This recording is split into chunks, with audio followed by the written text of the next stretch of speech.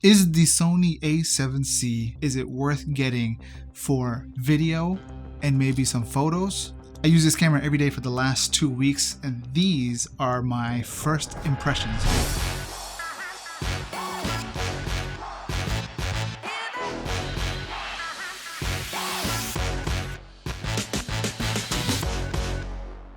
This camera is truly the most versatile, truly hybrid video camera that's not made for cinema but genuine content creation that you can use in the area of whether it be for family videos, whether it be for content creation, whether it be for marketing for your business and whatnot. This is indeed the smallest, best quality full frame camera that money can buy. Let's talk about the first thing that people look at when buying a lot of gear. More than, light gathering ability in terms of its sensor size, more than the library of lenses that you can choose from, more than the community that you may want to be part of. Let's consider the price. Is this worth $2,000? Everything I'm about to say from here right now is going to answer that question. Is this worth $2,000? Fundamental level, this is not just one camera. It's two cameras in one. This is a full frame camera with support and a library of lenses that you can choose from in the full frame category of lenses. And it is also a crop sensor camera, which within the camera itself, you can switch between full frame and Super 35 mode. So therefore, if you have a library of lenses or you're looking to pair, i.e. like this lens right here is a crop sensor lens, 16 to 50 millimeter optically image stabilized lens that is used with the A6000 series bodies. I've mounted on the A7C and it works perfectly. So this right here is really two cameras in one. Second major benefit is that this little guy is portable. This here is the Canon EOS M6 Mark II. This here is the Sony a7C. This is small. This is small. Look, from the top down, from up, from the sides, from the bottom, or from the other side, from the bottom, this camera is portable, not only in the sense that I can put a kit lens on here or a pancake lens on here. I can throw it in my sling, boom, one and done. Even if I were to put a ridiculously large lens on this camera, it's still portable. Now somebody would be like, what are you talking about? This is the large lens, how is this portable? It's portable because of the height, right? With this height, I can still put it in my sling as such, right? The issue is that whenever I have any of these mirrorless cameras or even a DSLR, or even an A7 III, GH5, EOS R, all these cameras, they've got this viewfinder, okay? And this viewfinder increases the height profile of the camera. And that height profile then makes it very difficult to fit into my bag. However, this guy fits really easily. And on top of that, when it comes to taking it out, it comes out super easily. So regardless of the lens that I put on it, it still maintains its portability. Is there the opportunity to grow with the camera, to grow in terms of skill, to grow in terms of technical ability, to grow in terms of this guy right here, which is a great photo camera, in fact, but in regards to video capabilities, I mean, there's only so much more I can do. There's only so much I can do with the body alone, unless I were to add extra gear, extra rig, extra external recorders and things like that, which I don't want to do, which defeats the purpose of having a small camera such as this.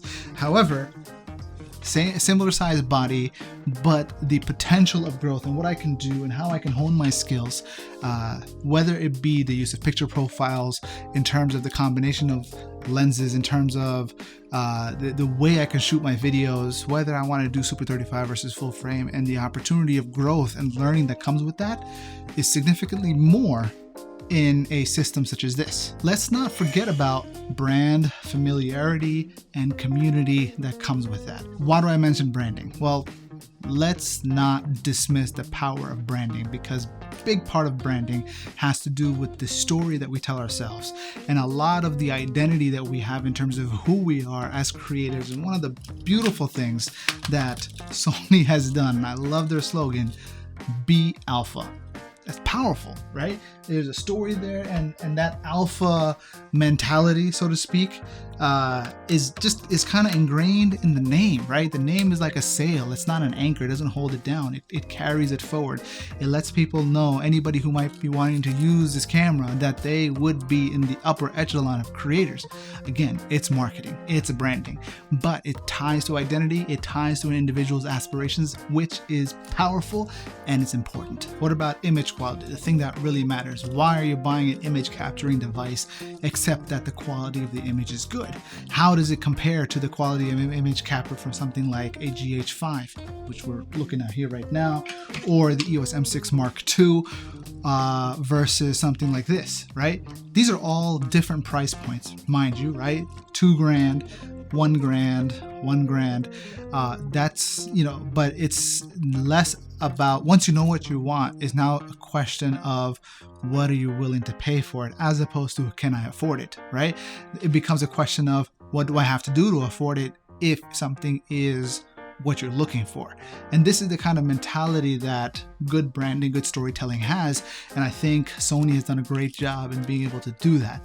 In terms of image quality, hands down, this is great. Yes, a lot of people have their subjectivity in regards to color science, look, the 8-bit versus 10-bit, in terms of image resolution, things like that. But at the end of the day, it comes down to a question of what makes a good image is it's a camera's sensor's ability to gather light.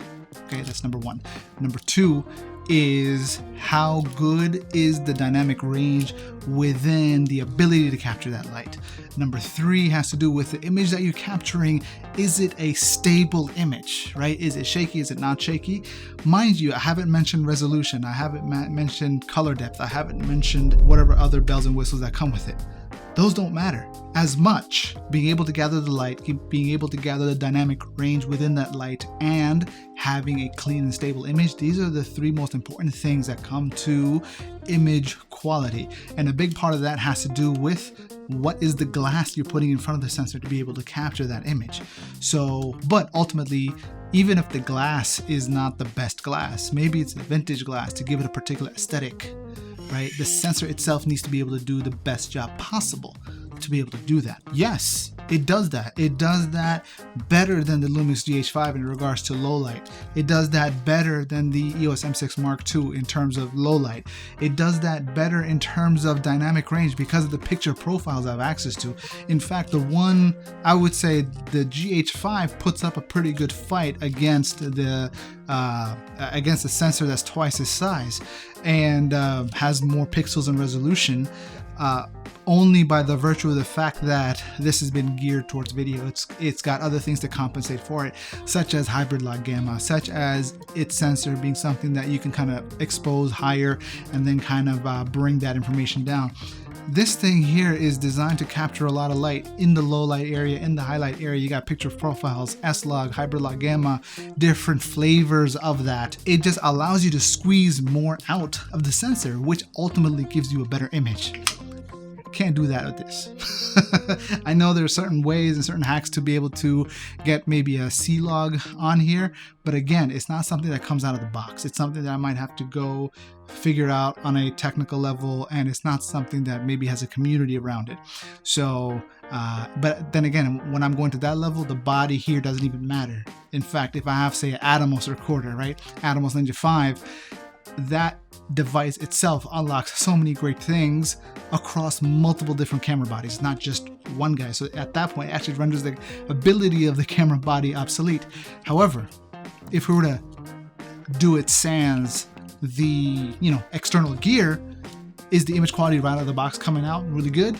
Yes, very good. Outside of the light gathering ability, the sensor, the low light, the noise, everything that goes with that, there's another couple things. Obviously, is the ability for it to focus.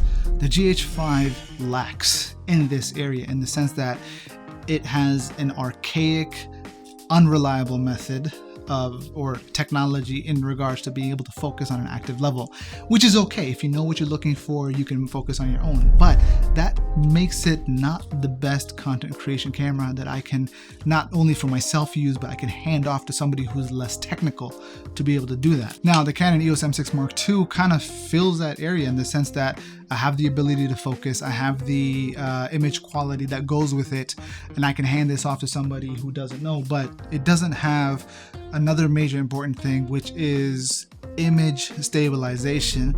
Granted, there's a digital image stabilization, but it comes at a cost. That digital image stabilization comes at a cost of the resolution of the image, the sharpness of the image, and I also have to crop into the picture to be able to achieve that. However, with the Sony camera, even if I have to pay a penalty of it being able to crop in, I'm starting with a wider focal length to begin with. And so that gives me a lot more affordability, a lot more flexibility in what I need to do to be able to crop in. And Catalyst Browse with the Gyro metadata stabilization is far superior to anything else that is out there right now. It is essentially eliminates the use of a gimbal for regular everyday content creation. If you are a content creator, let's say you work in marketing, let's say you're an aspiring YouTuber, let's say you want to take your content and the look and feel and the quality to the next level, you need to have that stable image, right? Previously it was the gimbal. Now, as long as I got enough light, I have that shutter speed, I have the sensitivity of the sensor, and I have the appropriate lens, I can stabilize it using Catalyst Browse. I mean, no other brand of camera outside of Sony, which includes this guy, FX6, FX9, a7S III, ZV-1. Outside of these models, as of right now, neither Canon nor Panasonic have the ability to do that, to eliminate and maintain compatibility, not compatibility, but compactability and portability of a camera while still maintaining this image. What about the next major thing, which has to do with usability? A lot of times people complain about, it's like, outside of basic stuff like ergonomics, battery life, menu system. In fact, those are actually I would say the top 3 categories. Let's begin with the first, ergonomics. Bro, this grip, great. I have complete confidence in my ability to not drop this camera. Can't necessarily say the same thing about this Canon. You saw that, right? I have to hold it. There's no letting it dangle on the fingers. This guy, yeah, there's a little bit of pressure, but the grip is large enough for me to not be afraid to drop this bad boy. So that's definitely number 1. I gotta say, the flip out screen, it's great, right? Now, I thought I was somebody that would prefer the flip up screen of the Canon, although, you know, if you're talking to the camera, right, and you want to make it look like you're looking at the camera, this obviously is going to be better.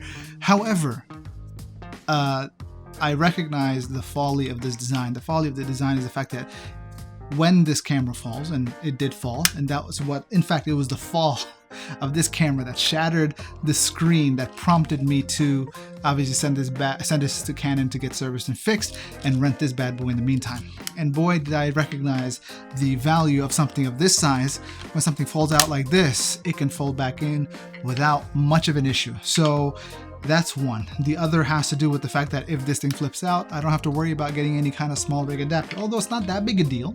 I got one here, right? And I can mount the thing whatnot on that side, but it definitely, again, being something that's ready to go out of the box, it only adds benefit and value to that. Another major complaint that a lot of times people have about Sony is its menu system, which, to be fair, it's not that big a deal. It's a menu system. Sony has a lot of items in their menu because of the fact that the camera is capable of so much.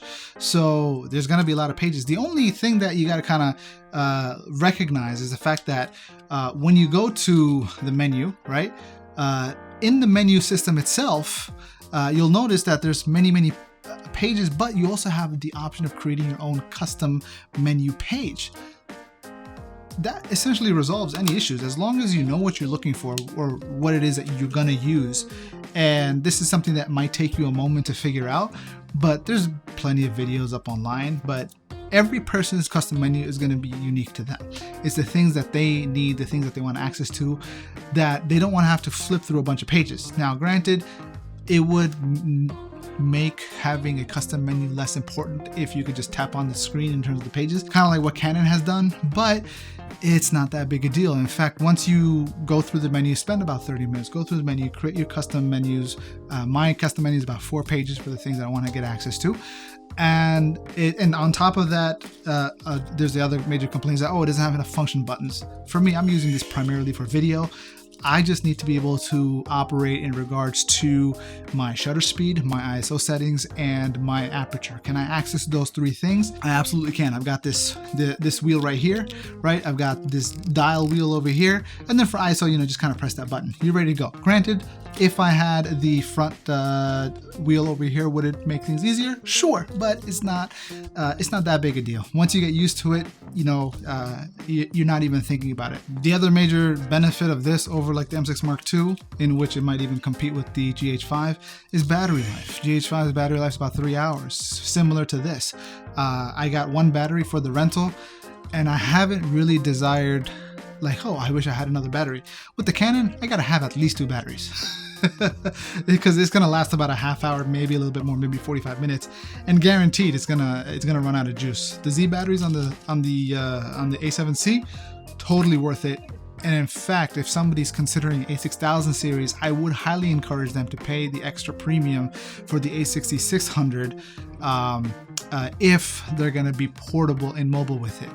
If you're not going to be portable mobile and you are going to have that thing stationary and plugged in or something, it doesn't matter. You get the a6400. But if you're looking to, now I was very close to considering getting the a6600 myself, but one of the things I realized was that in terms of the value and cost of low light, it wasn't that much better than the EOS M6 Mark II, and the EOS M6 Mark II generally was a little bit cheaper, and all the Canon glass that I already had from previously having owned the original EOS M, this was the better buying decision. However, if you get beyond just cost, right, and you're looking to gather the best image quality, get the stability and the usability, this thing totally trumps that in every single way that you can think of. Just a final word on the usability: unlimited record time. That's it. Can't do that on here. Several times I found myself limited. In terms of streaming, not an issue. Plug in through the HDMI or the USB, and this thing goes forever. However, without that, 30-minute record limit, and it's always on your mind, especially if you're recording a podcast episode or an interview, something like that. It's always going to be on your mind. Oh my God, I gotta make sure that I press record again after 30 minutes. And after about 45 minutes of recording in 4K, this thing will overheat. Didn't have an issue with this one at all. So is this thing worth double the price of this? Is this thing worth $2,000 as a body? Is this worth even switching, going from one system to a Sony E system? If you value everything from the subjective factors in regards to the community, the brand, the identity factors, this has it. If you value image quality, whether it be low light or even crop sensor, the crop sensor image quality coming out of this is as good, if not better, than this, or as good as better than the Sony a6000 series. So you basically get an a6000 series camera and a full frame a7 III camera in one body, right? In it, autofocus, stability. Again, this can do something that the a6000 series cannot do. That by itself is a reason to not get the a6000 series, but to get the a7C instead. And in addition to that, if you can get past the whole menu thing, which is maybe 30 minutes of a time investment for you to get used to, create your custom pages, the battery usage in regards to good amount of recording time, option of lenses that you can choose from all of Sony's to even Canon's EF glass if you get the appropriate adapters, Sigma glass, vintage glass, and unlimited record time. If that is of value to you, then this camera would be worth at least considering. Rent it out. Try it out like I did, and maybe you might be sold. I hope you found value in this 2-week first impressions review of the Sony a7C. Let me know in the comments below if you appreciated what I had to share with you, and I'll see you soon.